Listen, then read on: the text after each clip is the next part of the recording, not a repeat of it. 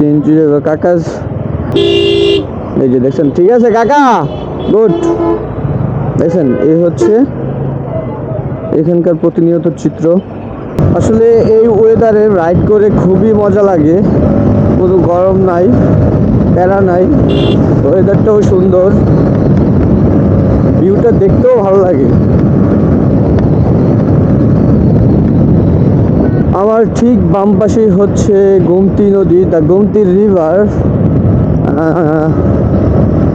এটা হচ্ছে গোমতী নদীর বাঁধ, আর এটা হচ্ছে কুমিল্লা সিলেট হাইওয়ে।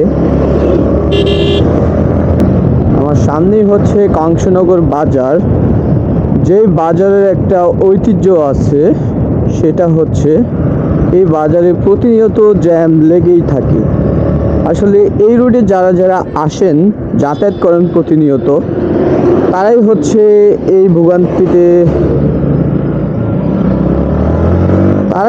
ভোগান্তিতে পড়ে থাকেন। কি বলবো, সবাই মনে করে নিজেদের রাস্তা। সিএনজি কাকা না দেখা দৌড় মারছে।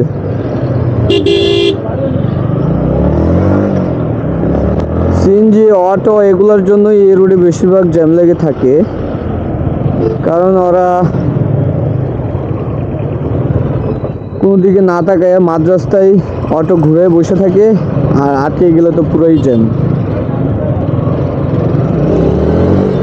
আমি আপনাদেরকে দেখানোর ট্রাই করব যে জ্যামটা কিসের জন্য লাগে, কংসনগর বাজারের জ্যাম কেন লাগে। এই যে সামনে একটা সিএনজি হচ্ছে, মাত্র ঘুরাইলো,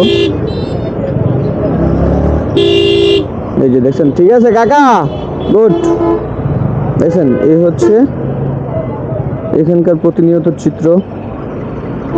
এরকম অহরহ হতেই থাকে, আর জ্যামটা লাগে হচ্ছে এই কারণে, আমরা তো বাইক চাইপা চুইপা চলে যাই, তো বাকিরা তো ওই মাইকাচি পাটকা যায়।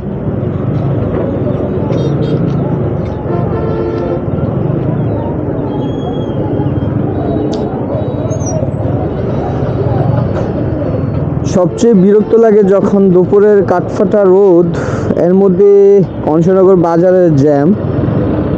আসলে খুবই বিরক্তকর তখনই লাগে যখন মাথার চান্দি গরম হয়ে যায় রোদের তাপে।